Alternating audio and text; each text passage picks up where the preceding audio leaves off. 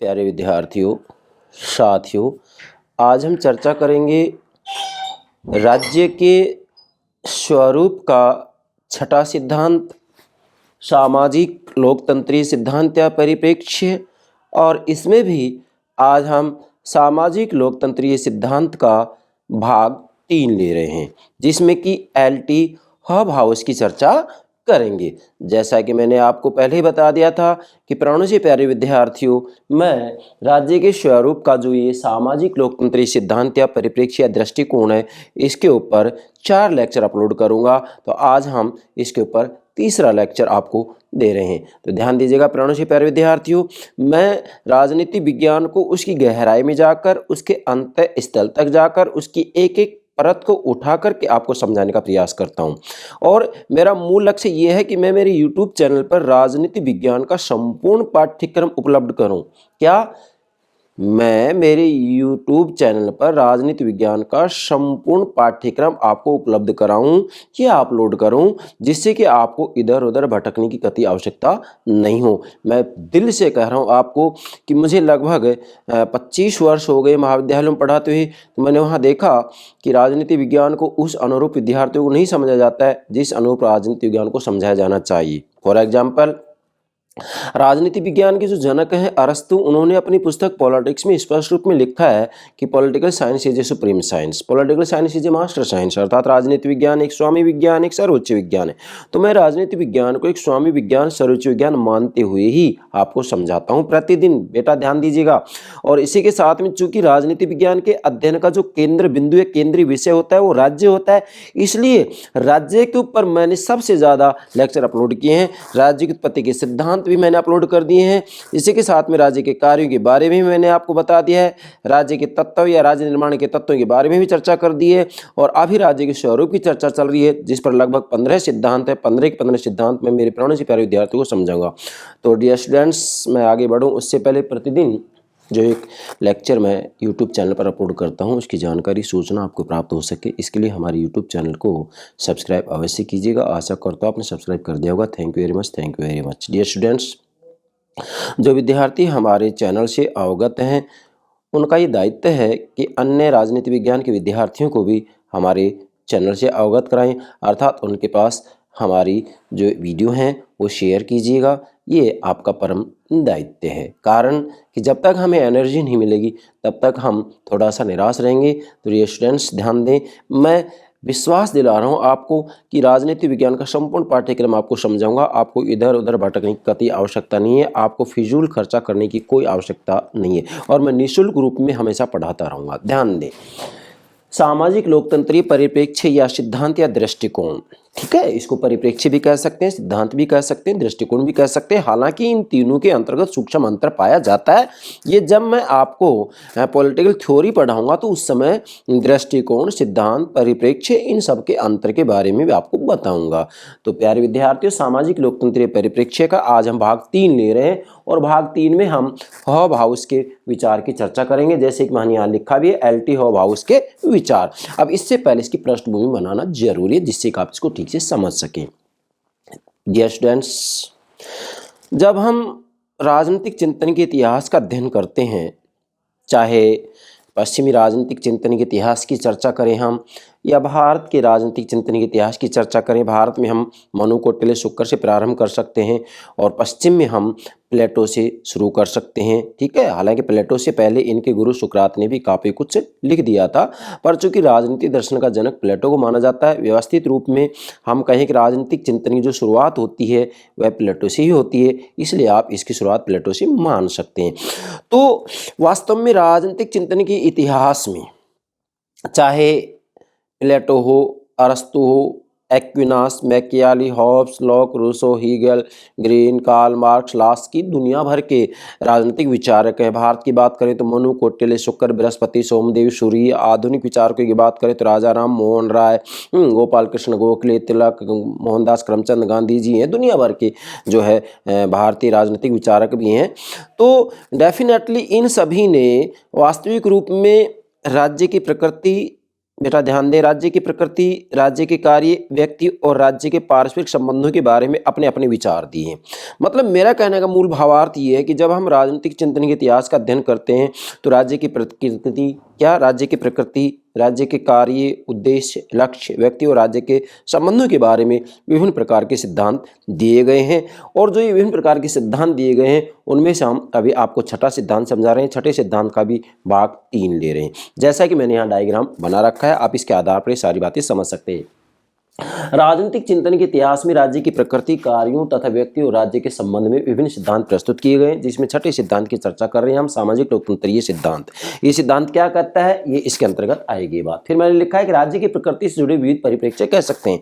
मतलब वास्तविक रूप में जो ये राज्य की प्रकृति, कार्यों तथा व्यक्ति और राज्य के संबंध पर विभिन्न सिद्धांत दिए गए, इन सिद्धांतों को राज्य की प्रकृति से जुड़े विविध परिप्रेक्ष्य भी कह सकते हैं या कहा जाता है। इसलिए मैंने यहाँ लिखा है सामाजिक लोकतंत्री परिप्रेक्ष्य, ना कि सिद्धांत। ठीक है, आप इसको सिद्धांत भी कह सकते हैं, सामाजिक लोकतंत्री सिद्धांत, सामाजिक लोकतंत्री दृष्टिकोण, सामाजिक लोकतंत्री परिप्रेक्ष्य। यस, इसके बाद में मैंने यहाँ लिखा है राज्य के स्वरूप का छठा सिद्धांत।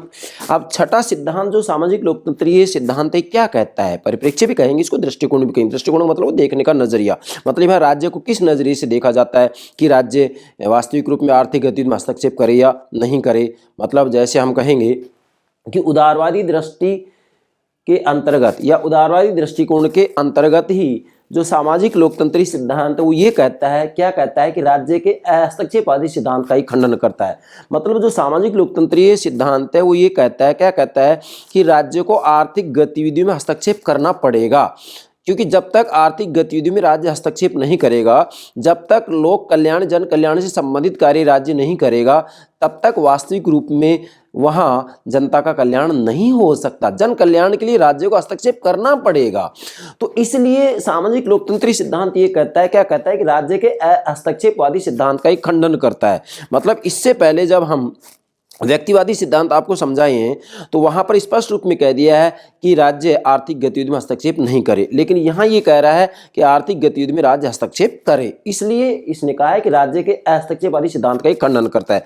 आपसे एग्जाम पूछा जा सकता है कि क्या सामाजिक लोकतंत्री सिद्धांत हस्तक्षेपवादी सिद्धांत का खंडन करता है? यस, सिद्धांत का खंडन करता है। किसका? हस्तक्षेपवादी सिद्धांत का।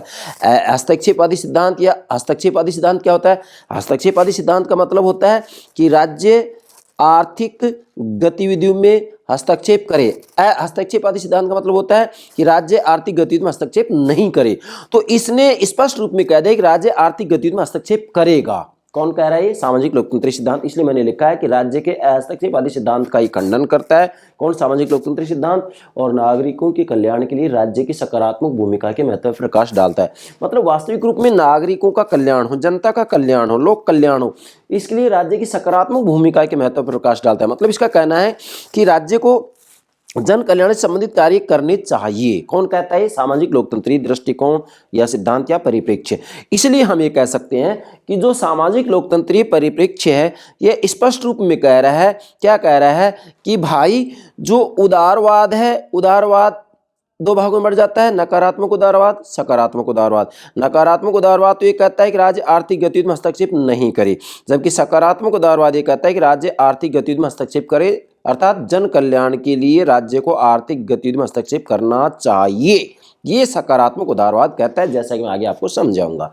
चलिए बेटा, फिर मैंने लिखा है मुख्य प्रतिनिधि लास्की। मतलब सामाजिक लोकतंत्री सिद्धांत या परिप्रेक्ष्य के जो सबसे मुख्य प्रतिनिधि हैं वो H.J. Laski, Harold Joseph Laski. इनकी जो महत्वपूर्ण पुस्तक है उसका नाम है ग्रामर ऑफ पॉलिटिक्स, राजनीति का व्याकरण। लेकिन इससे पहले J.S. मिल, जॉन स्टुअर्ट मिल, जिनकी सबसे महत्वपूर्ण पुस्तक है on liberty, J.S. Mill, T.H. Green और L.T. हॉबहाउस ने राज्य की सकारात्मक भूमिका की पृष्ठभूमि तैयार कर दी थी। क्या? मील, ग्रीन और हॉबहाउस ने राज्य की सकारात्मक भूमिका तैयार कर दी थी। तो लास्की से भी पहले मील, ग्रीन और हॉबहाउस ने वास्तविक रूप में हम कहेंगे कि सकारात्मक उदारवाद की पृष्ठभूमि तैयार कर दी थी कि भी राज्य आर्थिक गतिविधि में हस्तक्षेप करे, राज्य जन कल्याण के लिए जो है ज़्यादा से ज़्यादा कार्य करे। ये बात ये कह रहा है। अब जैसे मैंने लिखा है ये चिंतन कौन सा? जो ये सकारात्मक राज्य की सकारात्मक भूमिका की पृष्ठभूमि तैयार हुई है कि भाई राज्य आर्थिक गतिविधियों में हस्तक्षेप करे, तो यह चिंतन कल्याणकारी राज्य की संकल्पना का सैद्धांतिक आधार प्रस्तुत करता है। मतलब जो पूरा का पूरा चिंतन है, चारों विचारक वास्तव में जो है कल्याणकारी राज्य की संकल्पना का सैद्धांतिक आधार प्रस्तुत करते हैं। इनका कहना यह है, चारों का ही, कि भाई राज्य के द्वारा जनता के कल्याण से संबंधित कार्य किए जाने चाहिए, और जब जनता के कल्याण से संबंधित कार्य करेगा राज्य, तो ऐसी स्थिति में आर्थिक गतिविधि में हस्तक्षेप करना पड़ेगा।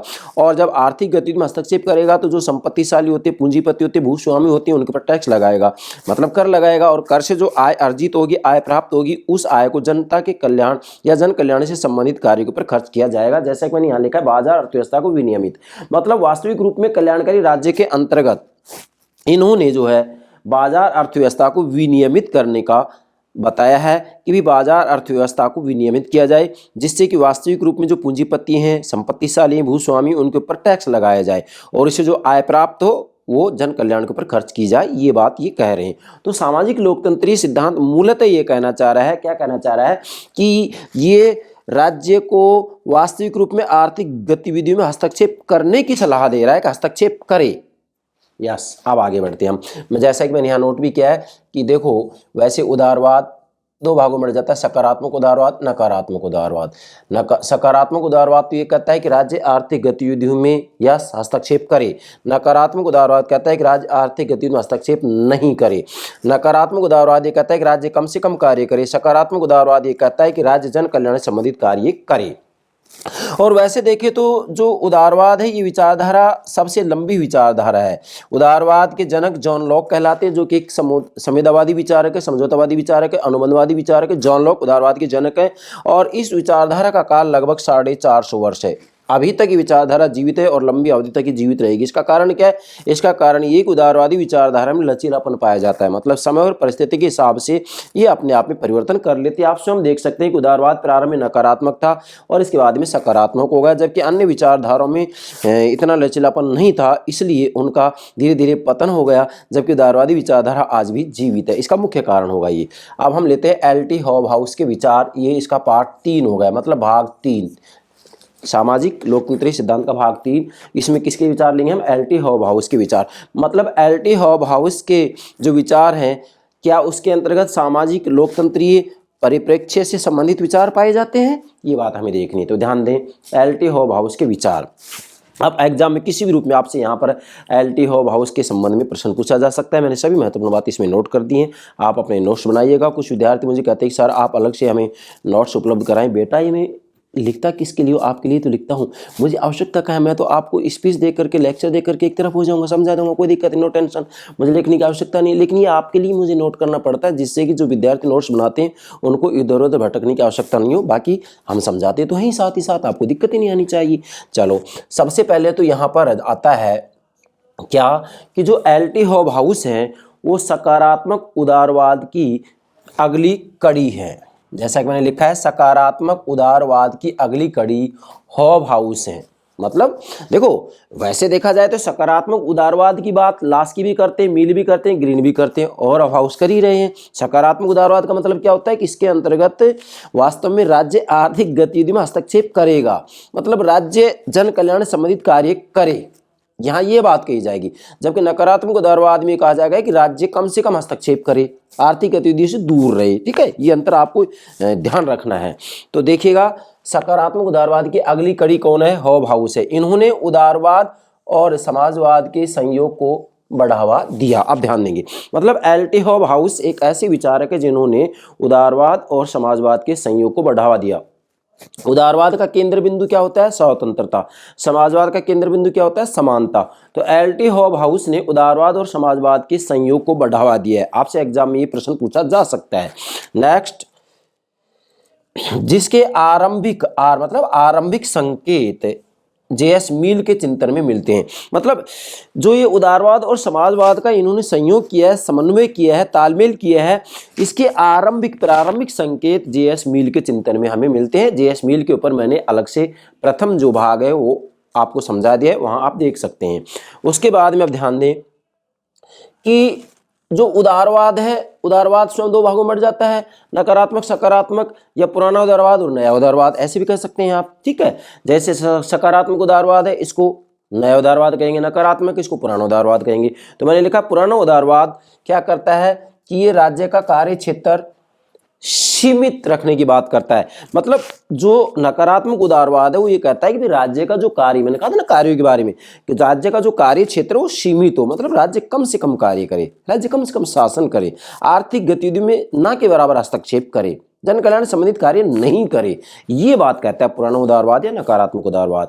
लेकिन एलटी हॉबहाउस राज्य का कार्य क्षेत्र बढ़े क्योंकि आज राज्य के नए कर्तव्यों का बोध जाग रहा है। मतलब एलटी हॉबहाउस इसमें संशोधन कर रहे हैं और ये कह रहे हैं कि भी राज्य का कार्य क्षेत्र सीमित नहीं हो बल्कि राज्य का कार्य क्षेत्र बढ़े। मतलब एलटी हॉबहाउस कह रहे हैं कि राज्य का कार्य क्षेत्र बढ़े, है, राज्य आर्थिक गतिविधि में हस्तक्षेप करे, राज्य जो पूंजीपति हैं, संपत्तिशाली हैं, भूस्वामी हैं, उनके ऊपर टैक्स लगाए, कर लगाए और उस कर से जो आय प्राप्त हो वह जन कल्याण कार्यों पर खर्च की जाए, ये बात कहते हैं एलटी हॉबहाउस। इसलिए ये जो चारों विचारक है, लास्की, मील, ग्रीन और हॉबहाउस, ये सकारात्मक उदारवाद के समर्थक हैं, आपको ध्यान रखना है ये।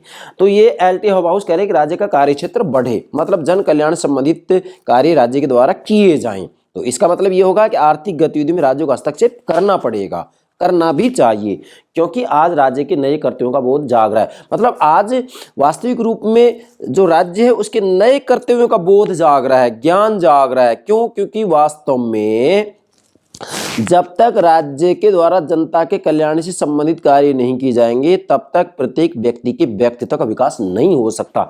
इसलिए राज्य को जो है अपने कार्य बढ़ाने होंगे और जब राज्य अपने कार्य बढ़ाएगा तो इसका मतलब जनता के कल्याण से संबंधित कानून बनाएगा, नीतियां बनाएगा, तो इसे फिर क्या कहेंगे? कल्याणकारी राज्य कहेंगे। यस, आगे बढ़ते हैं हम। फिर मैंने आगे लिखा है, इन्होंने मतलब एलटी हॉबहाउस ने, बेटा समझना है आपको, मैंने एक एक जो सेंटेंस है वो आपकी व्याख्या करनी है, मुझे ध्यान दें। इन्होंने उदारवाद की नई व्याख्या, आप ध्यान देंगे, एलटी हॉबहाउस ने उदारवाद की नई व्याख्या दी है। और क्या व्याख्या दी है कि इन्होंने पुराने उदारवाद, मतलब इसको आर्थिक उदारवाद, विशेषकर आर्थिक उदारवाद कह सकते हैं, इन्होंने पुराने उदारवाद का खंडन किया और सैद्धांतिक त्रुटियों को मील ने पहचाना, ग्रीन ने पर्दाफाश किया और एलटी हॉबहाउस तथा अन्य सकारात्मक उदारवादियों ने इस नकारात्मक दृष्टि का खंडन किया कि स्वतंत्रता का अर्थ प्रतिबंध का अभाव, स्वतंत्रता की सकारात्मक संकल्पना प्रस्तुत की। अब इसमें सारी बातें आ जाती है, एक एक बात लें। इन्होंने मतलब एलटी हॉबहाउस ने उदारवाद की नई व्याख्या दी। मतलब उदारवाद के दो भाग हो जाते हैं, नकारात्मक और सकारात्मक। नकारात्मक उदारवाद में कहा जाता है कि आर्थिक गतिविधि में राज्य हस्तक्षेप नहीं करेगा और सकारात्मक उदारवाद में कहा जा रहा है कि आर्थिक गतिविधि में राज्य हस्तक्षेप करेगा। नकारात्मक उदारवाद में कहा जाता है कि राज्य का कार्य क्षेत्र सीमित होगा और सकारात्मक उदारवाद में कहा जाता है कि वास्तविक रूप में राज्य का कार्य क्षेत्र ज़्यादा से ज़्यादा बढ़े, जिससे कि जन कल्याण संबंधित कार्य किए जाएँ, नीतियाँ बनाई जाएँ, कानून बनाए जाएँ, नियम बनाए जाएँ, उपनियम बनाए जाएँ, ये सकारात्मक उदारवाद कहता है। इसलिए एलटी हॉबहाउस ने उदारवाद की नई व्याख्या दी। मतलब पुराना जो उदारवाद था, जिसे कि विशेषकर आर्थिक उदारवाद कहते हैं, पुराना उदारवाद का इन्होंने खंडन कर दिया। पुराना उदारवाद ये कहता है कि आर्थिक गतिविधि में हस्तक्षेप नहीं करेगी, इसीलिए इसको आर्थिक उदारवाद कहा जाता है। और इसके बाद में जो जेएस मील है, इन्होंने सैद्धांतिक त्रुटियों को, मतलब जेएस मील ने पहचाना, अर्थात जो पुराना उदारवाद था जिसे आर्थिक उदारवाद कहा जाता है, इसकी सैद्धांतिक त्रुटियों को या कमियों को जेएस मील ने पहचाना। इसलिए जेएस मील ने भी कहा था कि भी राज्य के कार्यों को जो है बढ़ाया जाना चाहिए। और फिर इसके बाद में टीएच ग्रीन ने वास्तव में जो ये पुराना उदारवाद या आर्थिक उदारवाद या नकारात्मक उदारवाद है, ग्रीन ने इन कमियों का पर्दाफाश कर दिया और एलटी हॉबहाउस तथा अन्य काफ़ी विचारक हैं, अन्य जो विचारक उन्होंने सकारात्मक उदारवाद ने इस नकारात्मक दृष्टि का खंडन किया।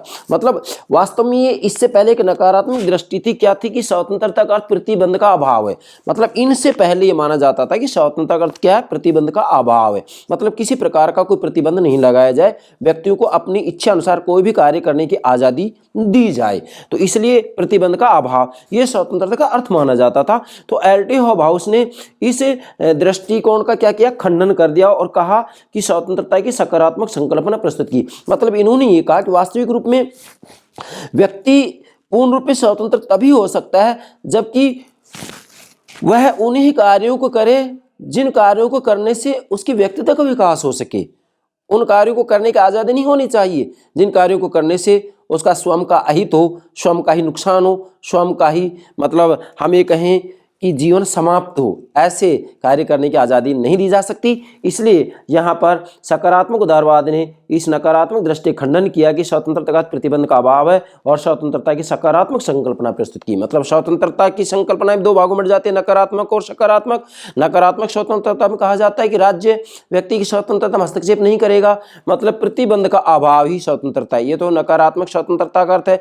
जबकि सकारात्मक स्वतंत्रता का अर्थ ये होगा कि व्यक्ति के व्यक्तित्व के विकास के लिए, व्यक्ति के हित के लिए वास्तविक रूप में स्वतंत्रता में हस्तक्षेप किया जा सकता है। मतलब बाधाओं को बाधित करने के लिए व्यक्ति की स्वतंत्रता के ऊपर प्रतिबंध लगाया जा सकता है। इस बात का समर्थन एल.टी. हॉबाउस ने भी किया है। नेक्स्ट आगे बढ़े। एल.टी. हॉबाउस की महत्वपूर्ण जो पुस्तक है वह है एलिमेंट्स ऑफ सोशल जस्टिस, मतलब सामाजिक न्याय के मूल तत्व, जो कि 1922 में लिखी है। और इस पुस्तक में एल.टी. हॉबाउस ने कहा है, क्या कहा है कि स्वतंत्रता की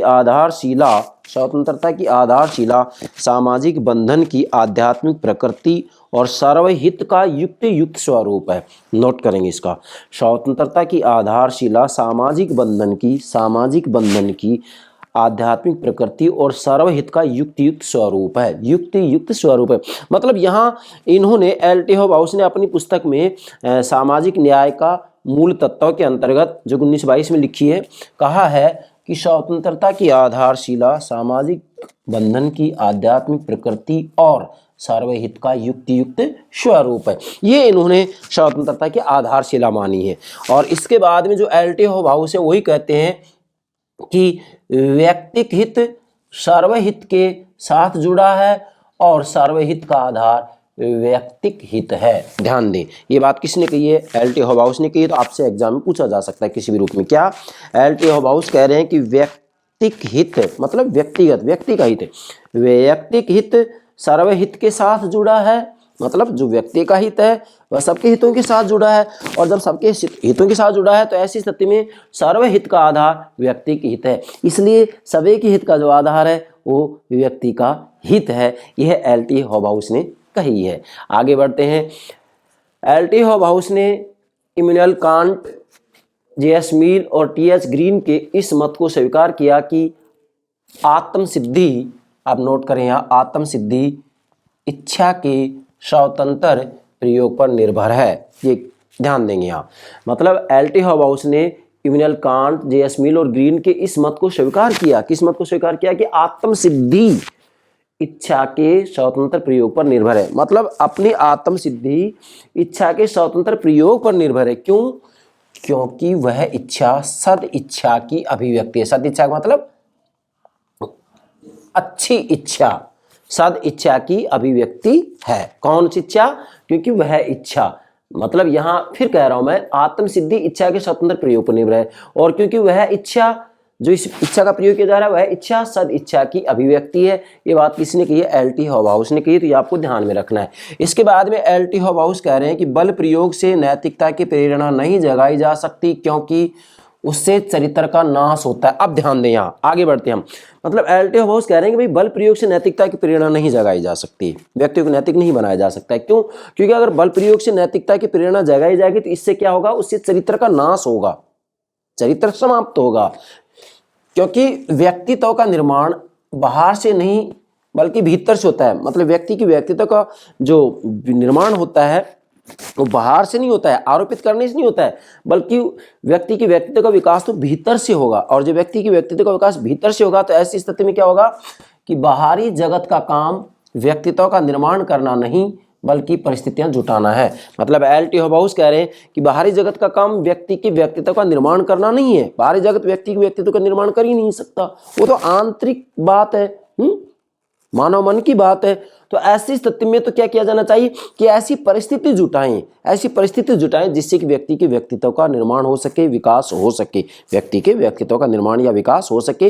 राज्य ऐसी परिस्थितियां जुटाए, और जब राज्य ऐसी परिस्थितियां जुटाएगा तो राज्य को कार्य बढ़ाने होंगे और राज्य को जन कल्याण संबंधित कार्य करने पड़ेंगे, राज्य को जन कल्याण संबंधित कानून बनाने पड़ेंगे, नियम बनाने पड़ेंगे, नीतियां बनानी पड़ेंगी। यही है सकारात्मक उदारवाद, जिसके कि समर्थक एल.टी. हॉबाउस हैं। नेक्स्ट, अब ये बात ठीक है कि राज्य ऐसी परिस्थितियां जुटाए जिससे कि व्यक्ति के व्यक्तित्व का विकास हो, लेकिन इसका मतलब ये नहीं है क्या कि निरंकुशता को महत्व नहीं देता है। ये मतलब एल.टी. हॉबाउस निरंकुशता को महत्व नहीं देता है कि राज्य के कार्य बढ़ाने के नाम पर राज्य पूर्ण रूप में निरंकुश बन जाए और राज्य अपने आप में ही साध्य बन जाए और व्यक्ति को साधन बना दे जाए। नहीं नहीं नहीं नहीं नहीं, एलटी हॉबाउस स्पष्ट रूप में कह रहे हैं कि राज्य तो अपने आप में एक साधन है, जबकि साध्य तो व्यक्ति ही है। क्यों? क्योंकि यहाँ पर साध्य व्यक्ति इसलिए है कि यहाँ वास्तविक रूप में आत्म सिद्धि की प्राप्ति का जो साधन है वो राज्य ही है। ध्यान देंगे, जैसा कि आगे मैं आपको समझाऊंगा। ध्यान दें, निरंकुशता को महत्व नहीं देता है एलटी हॉबाउस। ये कहते हैं कि राज्य के कार्यों की संख्या तो बढ़े, लेकिन राज्य निरंकुश नहीं हो सकता है, वो व्यक्ति को कभी भी साधन नहीं बना सकता है। वास्तविक रूप में व्यक्ति तो अपने आप में साध्य है, इसलिए व्यक्ति के हित में ही कानून बनाए जाएंगे। नेक्स्ट, राज्य की सत्ता न तो परम पावन न असीम है। एलटी हॉबाउस कह रहे हैं कि राज्य की सत्ता न तो परम पावन है, जैसा कि हीगल ने बताया है। हीगल ने राज्य को परम पावन बताया है, राज्य को अपने आप में ही साध्य बना दिया है, जबकि व्यक्ति को साधन माना था। किसने? हीगल। हीगल कहेगा ये बात आगे चल करके। तो वास्तव में राज्य की सत्ता न तो परम पावन है, जैसा कि हीगल ने माना था राज्य को परम पावन, और ना ही ये असीम है। मतलब राज्य की जो सत्ता है वो असीमित नहीं है, अमर्यादित नहीं है, बल्कि सीमित है। कौन कहते हैं? एलटी हॉबाउस। और वास्तविक रूप में आधारशिला नैतिक औचित्य है। मतलब राज्य की जो सत्ता है उस सत्ता का आधारशिला आधार होगा नैतिक औचित्य। मतलब नैतिकता के आधार पर उसकी वैधता की जांच की जाएगी कि वास्तव में वह सत्ता उचित है या अनुचित है, उसकी वैधता है या नहीं है। इसलिए आप लिखेंगे कि एलटी हॉबाउस कह रहे हैं कि वास्तविक रूप में राज्य की सत्ता की आधारशिला जो है नैतिक औचित्य होगा, वैधता होगी, औचित्य पूर्णता होगा। ठीक है। फिर आगे, राज्य एक साध्य का साधन है। एलटी हॉबाउस कह रहे हैं, नोट करना ये बात, एलटी हॉबाउस कह रहे हैं कि राज्य एक साध्य का साधन है। मतलब राज्य को एलटी हॉबाउस एक साधन मान रहे हैं। मैं आपको पहले भी कह चुका हूं कि सामाजिक लोकतंत्र सिद्धांत वास्तविक रूप में राज्य को एक साध्य का साधन ही मानता है। मतलब राज्य को साधन मानता है, जबकि व्यक्ति को साध्य मानता है। इसलिए मैंने यहाँ नोट भी कर दिया कि राज्य एक साध्य का साधन है। अब वो साध्य क्या है? वह साध्य है सद्जीवन की सिद्धि। मतलब सद्जीवन की सिद्धि या सद्जीवन की प्राप्ति का जो साधन है वो राज्य है। और साध्य क्या है? सद्जीवन की सिद्धि। जैसा कि राजनीति विज्ञान के जनक अरस्तु ने भी बात कही थी कि राज्य का जन्म जीवन की आवश्यकताओं के लिए हुआ है, लेकिन सद्जीवन की प्राप्ति के लिए अस्तित्व में बना हुआ है। तो सद्जीवन की प्राप्ति का जो लक्ष्य रखा है वह अरस्तु ने भी रखा है। और यहाँ पर एलटी हॉबाउस भी यही बात करे तो हम कह सकते हैं कि एलटी हॉबाउस वास्तविक रूप में अरस्तु की पुस्तक पॉलिटिक्स से ये बात ग्रहण कर रहे हैं। ठीक है बेटा। तो यहाँ आपको मूल बात नोट ये करनी है कि एलटी हॉबाउस राज्य को एक साधन मानते हैं, जबकि जो है व्यक्ति है उसको साध्य मान रहे हैं, और वह व्यक्ति का साध्य है सद्जीवन की सिद्धि। क्या? सद्जीवन की सिद्धि। मतलब अच्छे जीवन की प्राप्ति का राज्य एक साधन है और साध्य है अच्छे जीवन की प्राप्ति। यस। चलिए आगे बढ़ते हैं। तो ये आपको ध्यान रखना है, राज्य एक साध्य का साधन है, एलटी हॉबाउस कह रहे हैं। और वह साध्य क्या है व्यक्ति का? सद्जीवन की सिद्धि। मतलब सद्जीवन की प्राप्ति या सद्जीवन की सिद्धि का साधन राज्य है, और साध्य क्या होगा यहाँ पर? सद्जीवन की सिद्धि। ये ध्यान रखना है एलटी हॉबाउस की बात। ये एग्जाम में किसी भी रूप में घुमा फिरा कर पूछा जा सकता है। नेक्स्ट, राज्य के कार्य। मतलब एलटी हॉबाउस ने राज्य के कार्यों के दो प्रकार बांटे, या ये कहा है एलटी हॉबाउस ने कि राज्य को दो प्रकार के कार्य किए जाने चाहिए। यह राज्य दो प्रकार के कार्य करे। नंबर एक, ऐसी परिस्थितियां पैदा करना जिससे कि मनुष्य का मानसिक और चारित्रिक विकास हो। मतलब एलटी हॉबाउस कह रहे हैं कि डेफिनेटली व्यक्ति के व्यक्तित्व का जो निर्माण है वो बाहर से नहीं होता है, बल्कि भीतर से होता है। भीतर से होता है तो ऐसी स्थिति में ऐसी परिस्थितियों का निर्माण किया जाए, ऐसी परिस्थितियां जुटाई जाए जिससे कि व्यक्ति के व्यक्तित्व का विकास हो सके। ये बात कही जा रही है यहाँ पर। तो आप नोट करेंगे, ऐसी परिस्थितियां पैदा करना जिससे मनुष्य का मानसिक और चारित्रिक विकास हो। एक कार्य तो ये करे। अब ऐसी परिस्थितियां जैसे मान लीजिएगा मनुष्य अज्ञानी है, तो ऐसी स्थिति में राज्य शिक्षा की व्यवस्था करे, शैक्षणिक संस्थाओं की स्थापना करे।